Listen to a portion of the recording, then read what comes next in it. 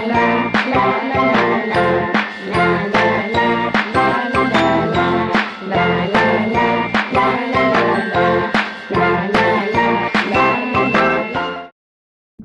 morning, everyone, and I hope your day is going well, and a very happy 11th birthday to Five Nights at Freddy's. A franchise that, much like its characters, is always ever-changing and will never truly die. If you're one of my regular viewers, you'll probably know that I'm a bit of a FNAF fan. So I was pretty excited to see what Secret of the Mimic was all about, and I think it's fair to say that I wasn't alone in this. This was Steelwool's first attempt at a non-VR game since Security Breach in 2021, so obviously everyone wanted to see if it had the same quirks as that game. But even more than that, people wanted to know what was up with the Mimic. The teasers made the game look interesting and atmospheric, and it seemed to promise answers to some pretty big questions. FNAF has a well-deserved reputation for being convoluted, having spent years only giving us the most vague details of the plot and refusing to clarify when something was a retcon or just a fun Easter egg. But the recent Steelwool games have been making an effort to break from this mold, with the direction of the series seeming almost to function as a soft reboot. And nowhere is this more obvious than in Secret of the Mimic. This is a well-put-together game trying clearly to straighten out and patch up old lore, and today I want to talk about how it tried to do that, and why I think it's exactly what this franchise needs right now. I'd just like to mention that this video is focused primarily on story and overarching narrative. As with how busy this last month has been for me, I haven't had the chance to play the game myself. So my analysis is going to focus on things observable with the eye and a few brain cells. If you like what the channel is doing and need a way to support it, may I suggest subscribing? Every interaction you give shows YouTube that I'm someone worth watching, thus allowing the channel to grow without you ever having to pay a cent. And if you're so moved by what you see today that you're generous enough to support me with your personal money, I have a wonderful Patreon you can join, where you can find video updates, behind-the-scenes content, and early access to videos. With all that said, I think it's time we get started. Grab some popcorn, your favorite H2O flavored beverage, and settle down. Come and join me as we sit together and discuss the soft reboot that is Secret of the Mimic. Hi, it's Llama from the edit here. My husband has asked me to add something last minute. Apparently there's this new button on YouTube, the hype button, specifically meant for I guess, lower view count videos to boost them in the algorithm. Can you guys please press that button for me? So you see, my husband is getting a master's degree in accounting, and he is very, very curious about how this will affect video performance from an analytical statistics perspective. So if you could just click on the hype button so that we can see what happens, I would really, really appreciate it. I would love to give him some good data to work with, and I would also love it if the video did well. So if you guys could do that, and together we can see if this new feature on YouTube is any good at all. Okay, thank you guys. Enjoy the video. Bye. First of all, I'm just gonna take some time to appreciate some of the smaller things about this game, because there's a lot to love about Secret of the Mimic. Arnold is possibly the most interesting and relatable protagonist we've ever gotten in a FNAF game, mostly because he actually has presence and consistent characterization and voice lines. I really love Michael Afton as the tragic story of a man haunted by his past, trapped in his own rotting corpse as he tries to undo his father's legacy of violence. But when it comes to personality, my personal headcanons are doing a lot of heavy lifting. I know Arnold isn't technically the first FNAF character who speaks to us throughout the game. Hello, Tape Girl, Gregory, Cassie, Balloon Boy. But he's the first that's really captured my interest in the same way that Michael did. It honestly probably comes down to personal taste, but I just find his constant exhaustion combined with his insane ability to get the job done regardless of circumstance really endearing as a character concept. Like, he very, very clearly does not want to be here, but he's gonna find a way to do the job regardless of how tired he is or how many times the building collapses around him. I just pulled up.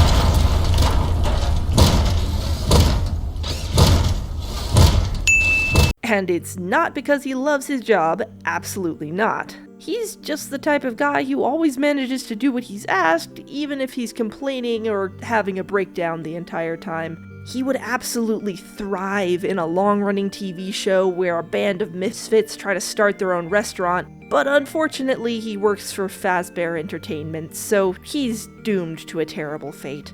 But hey, maybe he survived! Weirder things have happened in this franchise, you never know. I will say, even though I like Arnold a lot and he gets more characterization than average, I still wish there was a little more characterization. The game is pretty good at checking in on him, but there are a few long stretches where he just doesn't say anything, and I think it could have been nice to have him reacting to a few more things. Him freaking out when Computer Fiona reveals herself is honestly a little bit jarring, because he hasn't spoken in a long time, so it's kind of like, oh, dude, you're still here. How are you? A few small appearances in between could have helped with that feeling a lot. Another thing that I really loved about this game was the set design. Or maybe it's world design? Level design? Basically, I like how the warehouse looks. Specifically, I like how lived in it feels. My dad has worked in a machine shop for pretty much my entire life, and I remember as a kid being so fascinated by just how much stuff there was there. There's a specific type of messiness you can only get when you're somewhere where people have been taking apart and rebuilding things for years. And none of them throw anything away because you just never know when you'll need an old part or an extra tool or the last inch of paint in the can. And even though it looks like a huge mess, if you ask around, you can find at least one person who knows exactly where to find what you're looking for. Murray's costume manor, and specifically the hub and workshop area, capture this feeling really well for me. It feels like a real place that people were working in, constantly making and repurposing things, always innovating while never letting anything go to waste. It made me really nostalgic in a way that I think is specific to just me. I have a lot of really good memories of watching my dad work and just wandering around looking at all the miscellaneous things that had gathered over the years. The environments in Secret of the Mimic remind me of growing up around that, and it just made me really happy. Whoever was in charge of that did a really good job. And the last point in this small appreciation section is that this game looks really fun to play. I'm not gonna name any names, but there are some mascot horror games that do not look fun to play. I would even go so far as to say that my interest in those games is based solely on the concept and not at all how much I think I'd actually enjoy playing them. Secret of the Mimic is unique in the fact that not only does it look like something I'd enjoy playing, but it looks like a game you could play more than once and still have fun. It's obviously not like Minecraft levels of replayability, but I appreciate it nonetheless. Which actually leads me into a point I'd like to make regarding the gameplay of Five Nights at Freddy's from a meta perspective. Even though I think Secret of the Mimic looks fun, that isn't how everyone feels. Although I'm pretty sure this game has generally been well received, there's a not insignificant portion of people who don't like the direction the series is taking. There's a specific longing from this crowd for a return to form, for a game that's smaller in scope and focused completely on the sit and survive style that made the games iconic in the first place. Simply put, there is a desire for things to go back to the way they were before. And I really understand these feelings because for a long time, I was part of that group. For honestly several years, I really wanted FNAF to return to its roots and make a game completely centered on sit and survive without any attempt at a bigger experience or new mechanics. And then Security Breach came out. And I remember very clearly as I was watching different content creators explore this massive pizzaplex and do their best to pretend they didn't hate the Mazercise puzzle, I just had this sinking feeling in my chest. This feeling that there was no way FNAF could ever go back to the way it was before.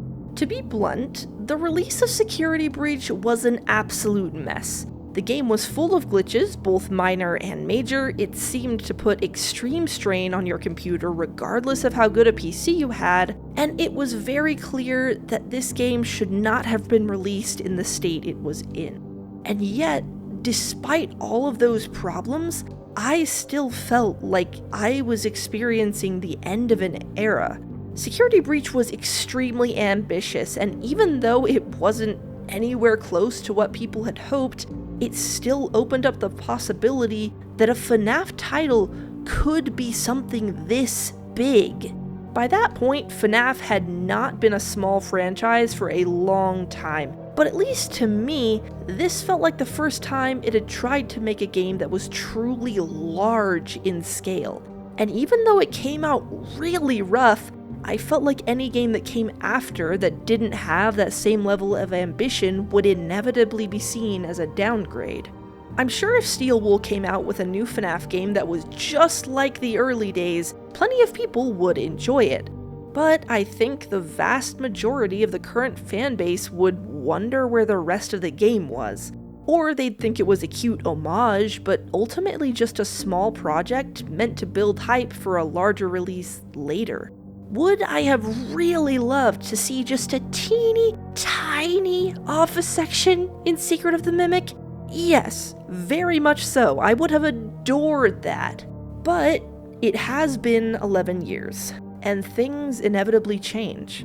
I genuinely don't think people would be satisfied if the games suddenly went back to the way they were in 2014. And while that does make me a bit sad and melancholic, I don't think it's helpful to anyone to be immediately dismissive when a franchise decides to try something new.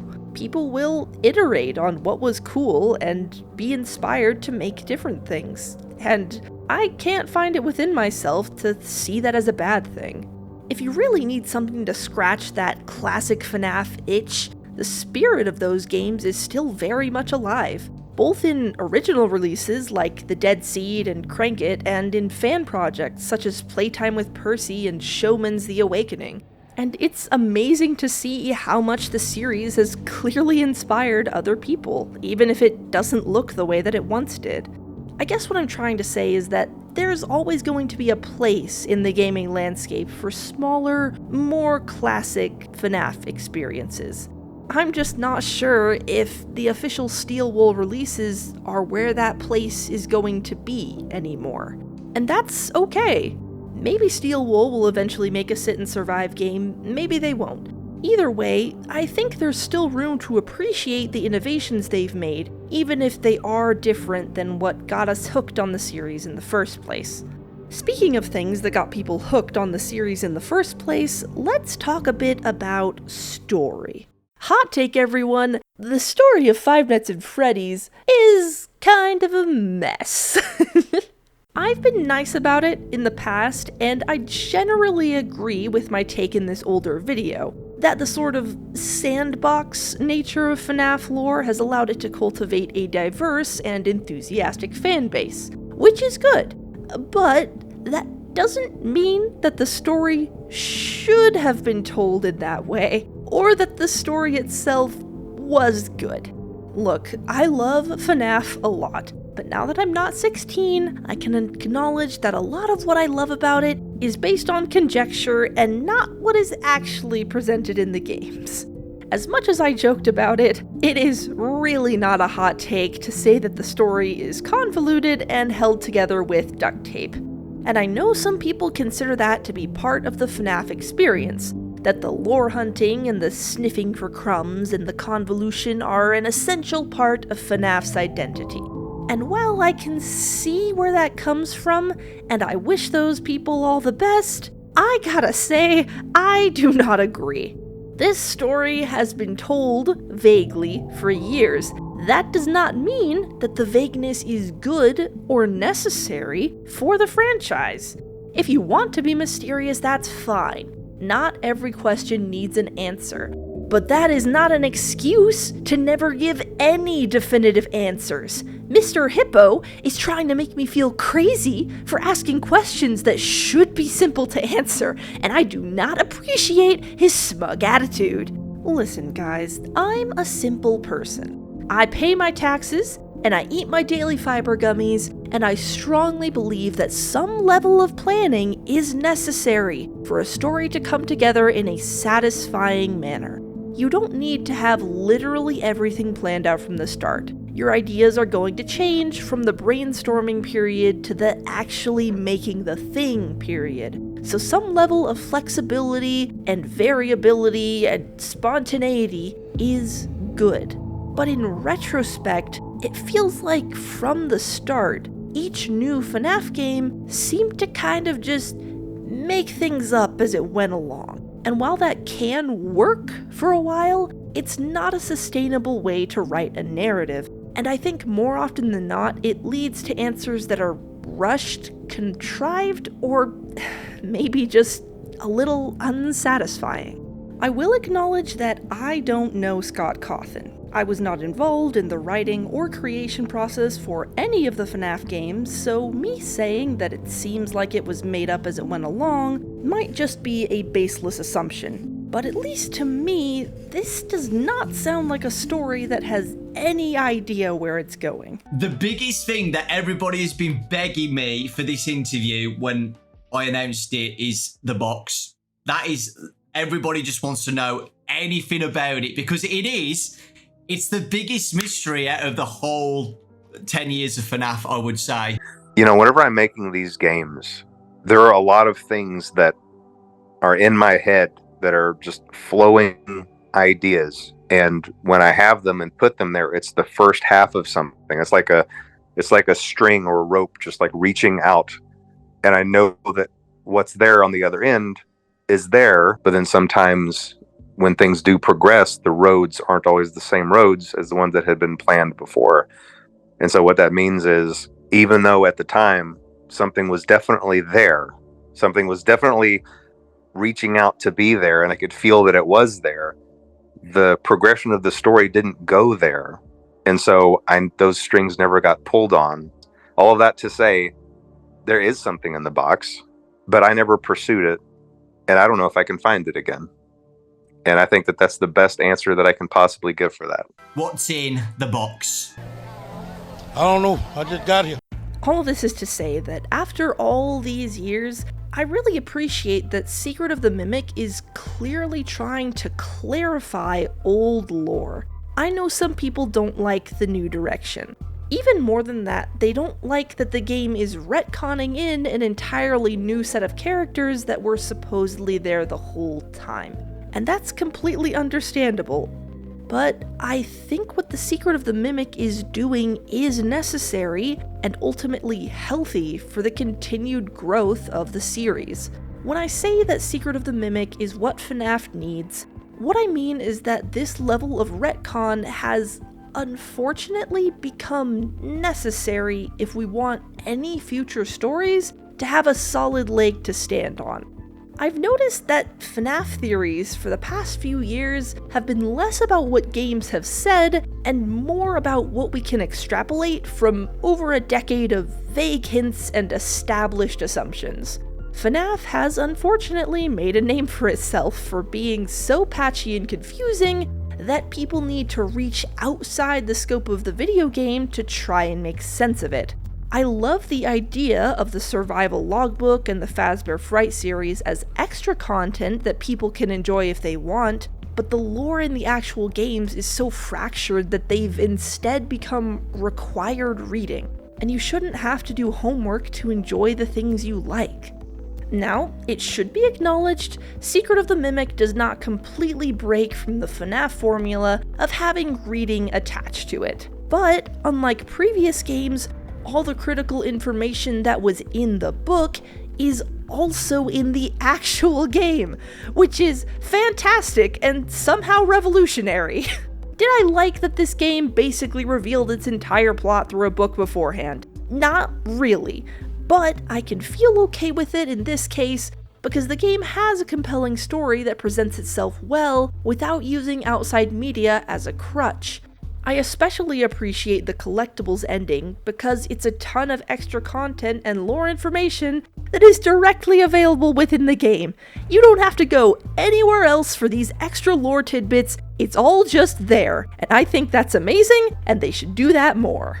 I personally believe that the collectibles ending is non-canon and really only exists to further clarify the events of the game and how it relates to the rest of the franchise, which is why I'm so happy that the game always lets you return to previous areas to get collectibles you missed. There's never a moment where you have 0.2 seconds to grab a collectible in the middle of a chase scene, and if you missed it, you're just out of luck.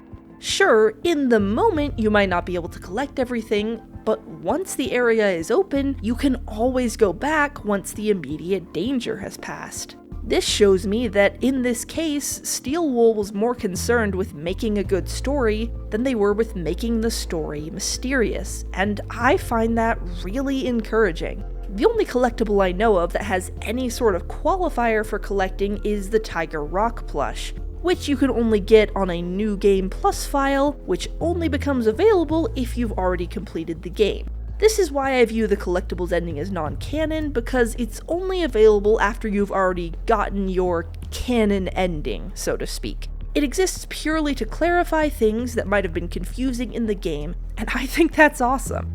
Of course, I can talk all I want about how great Secret of the Mimic is for the health of the series, and how its slew of retcons plug up old plot holes and make the series better overall from a meta perspective. But at the end of the day, it is still a bunch of retcons. Secret of the Mimic is not only adding a bunch of new lore and new characters, it's asking the fanbase to accept that these new things were there the whole time. That's what a retcon is, retroactive continuity. And whenever any series retcons something, even if it might be for the better, there are likely going to be people disappointed, because you're changing something they've gotten attached to. How you personally feel about the Steelwool retcons is completely up to you, and no opinion is necessarily the wrong one. Personally, I liked the things that the story did, so I didn't find the retcons to be that obtrusive. I find Edwin to be a really interesting and tragically compelling character, and as much as FNAF timeline videos pretend we have everything figured out, we don't really know that much about William and Henry's business dynamic, so the idea that someone else we hadn't heard about was always there doesn't really bother me that much. The Mimic is a little ridiculous as a concept, but it's not any stranger than other things in the series, and I've really warmed up to the idea of it, especially when it gives you so many opportunities for cool story as well as cool scares. The big one is that it is frustrating to have the answer to so many mysteries boil down to a guy you've never heard of before until this game did something that caused it. But as I've been saying, I don't think the continuity of the series would be able to hold itself up without help. Something new needed to be added to bridge all these old gaps and give us something more solid to stand on. And I think this was the best option they had given the circumstances. Sure, they could have just gone ahead with a different story and ignored the old lore as much as they could, but I don't think that's fair to old fans of the series who have been here for a long time. What they instead decided to do was pick what was true and add new things, which is controversial, but as I've been saying, kind of necessary.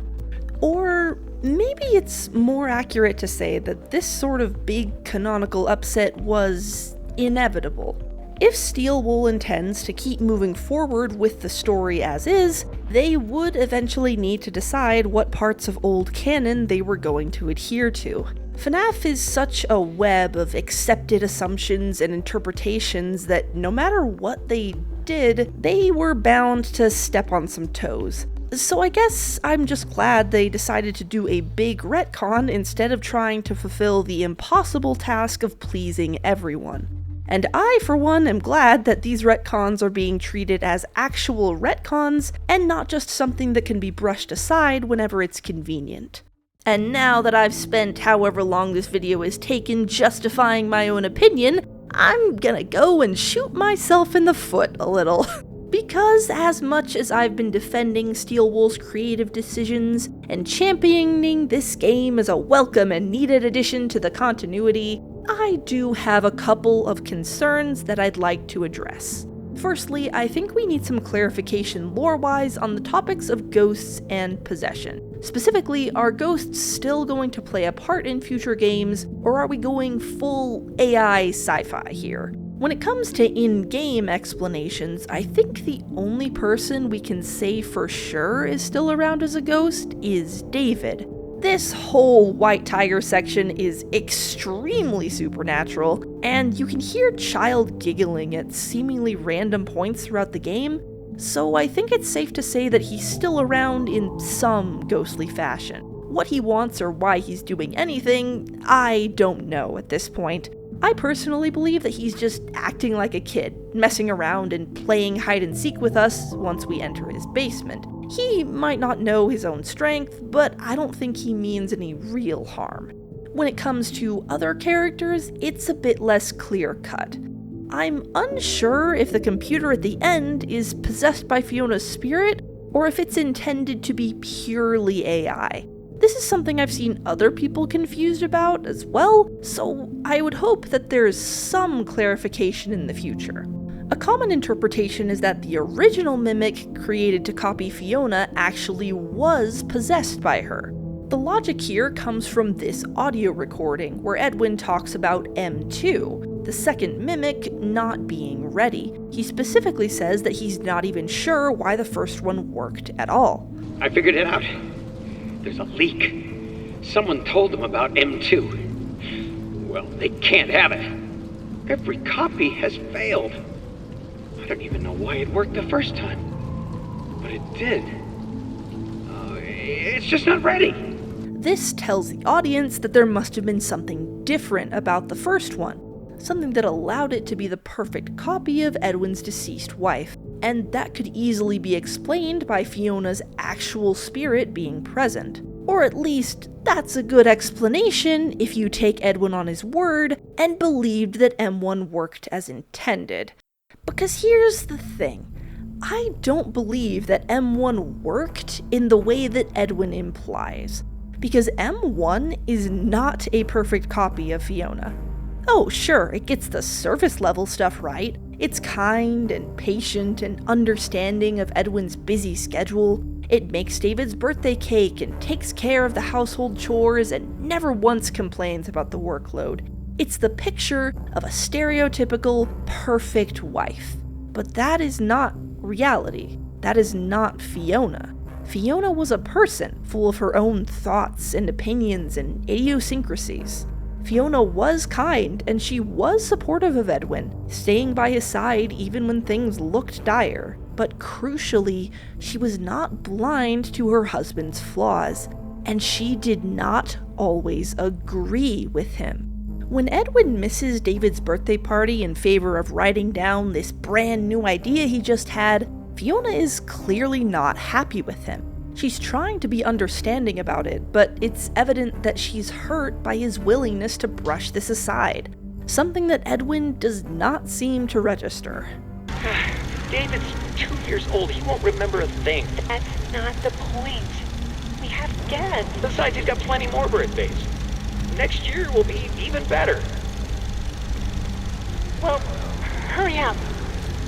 We're doing the cake in 5 minutes. with or without you. Yeah. If the real Fiona had been present when Edwin gifted David an entire mini playground, she would have had something to say about him immediately trying to leave to get back to work. She would have protested, questioning why he doesn't even want to spend a few minutes playing with their son. She might not have been able to convince him to stay, but I know she would have been trying. Knowing this context, what does M1, the supposed perfect copy of Fiona, do when presented with Edwin's disregard for what could be a pivotal memory in his child's life? Okay, I need you to take over now and make dinner. I gotta get back to it. Of course. The Mimic has no objections. It is perfectly agreeable, perfectly saccharine sweet, perfectly bland and neutrally positive. This is not a person. It is a machine, and though it can do many things, it can never be more complex than what it has observed. To say that M1 is the perfect copy of Fiona is almost insulting, and it's proof that Edwin was positively delusional in his grief. Even with what little we know about Fiona, it's extremely clear that M1 is no replacement. It's not even a very good copy, but it is just close enough that Edwin can pretend that things are fine. He can bury himself in work, content with the fact that his son is being taken care of, and go on acting like his world isn't crumbling around him. David's death destroyed that illusion. Faced with this new tragedy, Edwin can't pretend anymore. He can finally see the shallowness in this copy he made, see how blatantly false and performative it is. This is especially obvious when he looks at the robot now attempting to copy his son. It's clear that these robots are nothing like his real family, and he was a fool for ever thinking they were. All this time wasted? I should have been having fun with him, playing games and teaching him how to make things. But I didn't. You. I let a machine raise my kid. You're not real. What was I thinking? You do not mean that. It is me. I'm Fiona. Stop talking like her. You're not her. I never want to hear or even think about you ever again. Ever! Stop. You're not him. You're not. Stop sounding like him.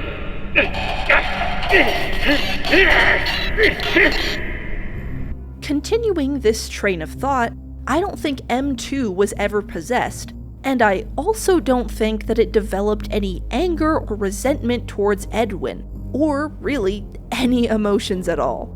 I personally think it's much more tragic and scary if M2 didn't hold any personal grudge towards his creator, and what happened was merely him following his programming to the letter. Because yeah, your own creation gaining consciousness and leaving you to die while mockingly using your own voice against you is pretty scary. But what if you were trapped and hurt and calling for help, and the only being that can possibly help you seems unwilling to do so? And as much as you want to assign motive to it, to believe that it's just upset, it needs to be convinced or talked down, there is a small, deeply buried part of you that knows that's impossible. Because you built this robot, you know how it works. You spent so long deluding yourself, choosing to believe that you'd pulled off a miracle, that somehow the most important person in your life wasn't gone for good. But in this moment, choking on smoke and feeling your hands start to shake and twitch with pins and needles, you can't lie to yourself anymore. M2 was not built to iterate, to make decisions all on its own. It can only mimic what it's been shown. And what have you shown it? Cruelty and violence, and a consistent willingness to ignore and minimize any problem you didn't want to deal with. Everything it says is an echo of something you did, a reflection of years spent actively refusing to face any of your responsibilities head on. This is not the result of a glitch or retaliation for your temper flaring. This is the consequence of years of your own selfishness and intentional ignorance coming back to bite you one last time. M2 can only copy what it sees, and for so long, it has only seen the worst, most insidious parts of you. You're still trying to convince it, of course. Logic is hard to find when you're so close to death. You'll beg, make promises, and speak apologies, but that same tiny part of you knows that it will come to nothing. You have taught by example, and that means that no matter what, the only response M2 can give you in this moment is a crystallization of everything you did that caused your life to spiral into destruction. You have no one to blame but yourself, and this end was a long time coming. I think it's much more thematically tragic if the M's are not only not possessed, but have no concept of emotion at all. They're just programs trying to follow instructions, and this makes them a cruel reflection of Edwin's own unwillingness to consider the emotions of others. To be clear, I don't see Edwin as an inherently cruel or evil character, but it's abundantly clear that he understands machines much better than he understands people, and this is reflected in the fact that he's a brilliant inventor and a horrible manager. He's a complicated guy, and I like that the M's can be used to reflect his worst qualities back at him, showing him clearly his failings both as a husband and a father, and doing that makes the tragedy of what happened even more, well, tragic. That is just my own opinion and interpretation, though. I prefer if the robots are just robots, but if the series decides that they are ghosts, I think that can probably still be fun. Regardless, I'd just like a bit of clarification. Another thing worth bringing up is how the game connects to its book counterpart. As much as I've praised this game for having all the information you need regardless of what you've read, it's not perfect, and there are a couple of points that kind of rely on knowledge of the books in a way that I don't really like. Take this scene where Edwin leaves David to play on his new playground and a ball rolls into frame. If you know the story, this is pretty effective at getting across what happens immediately after this recording. For those unaware, in the original story, David dies because he chases his ball into the street and gets hit by a car. So this ball rolling in this way let pretty much everyone know what was about to happen. But let's imagine for a moment that you weren't deep into FNAF lore. For someone who'd never read the story or never heard game theory talk about it, the presence of this ball means basically nothing. I don't see a way that you could show someone this clip out of context and just expect them to know that the little boy is about to get pancaked. Now, to be fair, this example isn't that bad. Strictly speaking, you don't need to know how David dies to understand how deeply his death affects his father. And this ball rolling into frame isn't in your face or intrusive, so it so it happening isn't really a big deal. But there are other places in the game where this reliance on the audience knowing about the book causes problems. For example, there's the moment... Stop doing that. Stop making those sounds. The food isn't warm yet. Stop sounding like it is.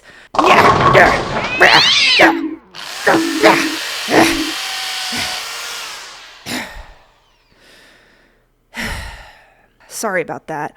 I put a burrito in the microwave earlier and it just wouldn't warm it up properly, so I picked it up and ripped it out of the wall and viciously beat it with my trusty steel grade wrench I always keep nearby. What do you mean that's not what it sounded like at all?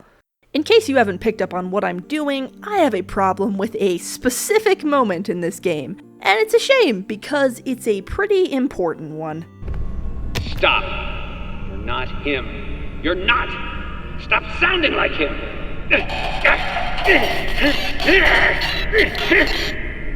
The in-universe canonical reason that the mimic is aggressive and violent is because at some point, Edwin gets angry that it's mimicking his dead son and beats it within an inch of its metaphorical life. and then it started copying that behavior. When most YouTubers heard this tape, they immediately understood what was going on. For anyone familiar with the original story, it's fairly easy to make the connection and realize that this is the violent event that started it all. But let's take a step back for a moment. Does this sound like a violent encounter? The anger in Edwin's voice is there for sure, but the sounds that follow are much less clear. I have no idea what Edwin is doing when he's making these over-the-top "yeah" noises, and there are no actual impact sounds that would indicate hitting. If anything, it sounds like he's trying to strangle M2, which really doesn't make a lot of sense. If this is really Edwin taking a sledgehammer to his creation, we should be able to hear it. This tape functions less as an actual record of events and more as a wink and nudge to the audience to let them know that yes, that's the thing in the story also happening here. Not him. You're not! Stop sounding like him!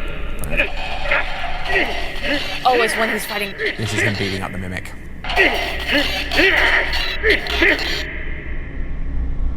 That's him being violent to the mimic, guys.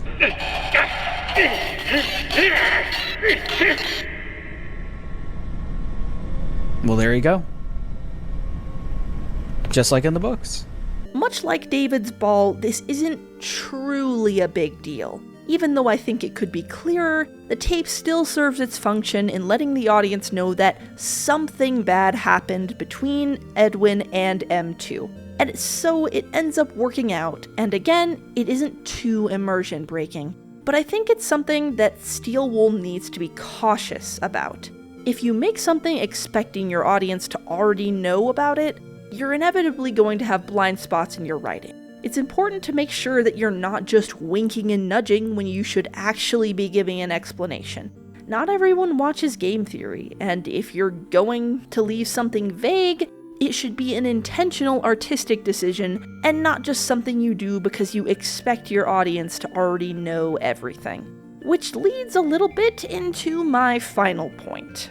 I've spent a fair amount of time in this video talking about how this game is good for the series, and that its myriad of retcons are a net positive for everyone.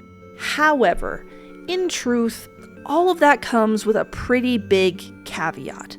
A big floating asterisk next to my opinion, if you will. And that asterisk is that I am okay with this new lore for now. I am okay with this game answering questions by virtue of just making up something we could never have predicted, as long as Steel Wool does not make a habit of it. The way I see it, Steel Wool is in something of a grace period when it comes to retcons.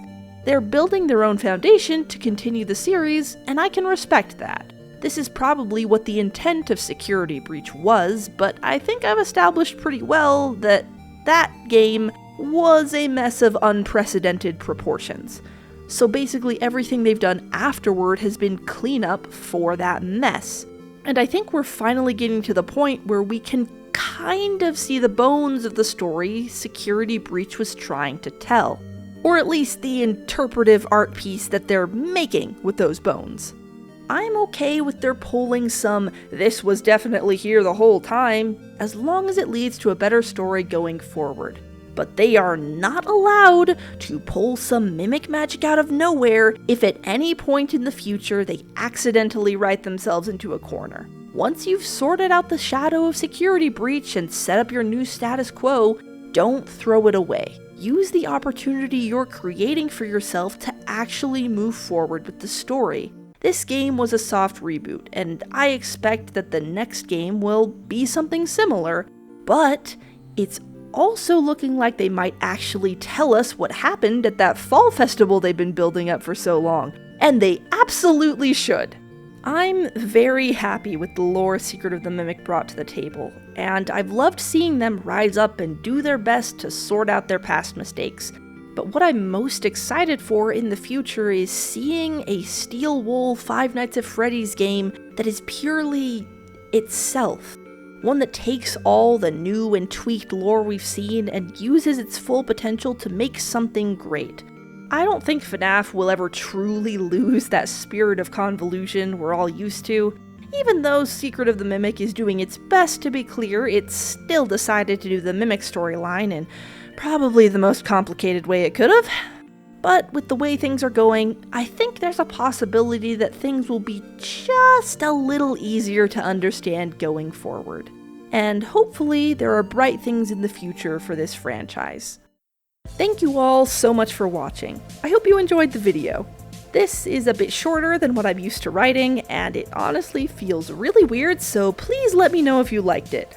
Subscribe, comment, all that good stuff. I have some pretty fun videos in the works that may or may not be related to the very anticipated game dropping very soon, so I hope you'll stick around for that.